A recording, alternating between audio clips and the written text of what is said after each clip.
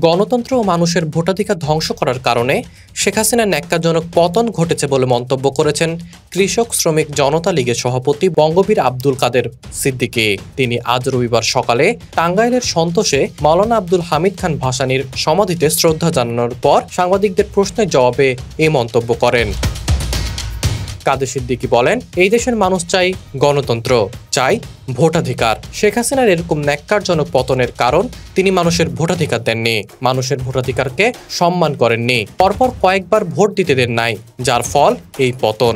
দীর্ঘ সময় মানুষকে ভোটাধিকার ছাড়া রাখলে এখন যারা ক্ষমতায় আছেন তাদেরও পরিণতি খুব ভালো হবে না বলে মন্তব্য করেন তিনি। কাদের সিদ্দিকী বলেন, যারা সরকার চালাচ্ছে তাদের অনুরোধ করব তারা যেন দেশের মানুষের কথা বিবেচনা করেন। ক্ষমতা কারো জন্য চিরস্থায়ী নয়, যারা ছিলেন তাদের জন্য যেমন নয়, আজকে যারা এসেছেন তাদের জন্যও।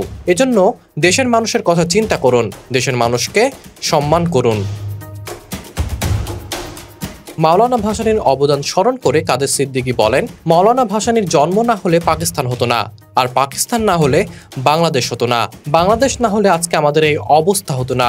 অথচ এই মহান ব্যক্তির অনাদর দেখে খুব কষ্ট লাগে, খুব খারাপ লাগে। তিনি দেশের জন্য যাদের অবদান আছে তাদের যথাযোগ্য সম্মান দিয়ে রাষ্ট্র চালানোর আহ্বান জানান।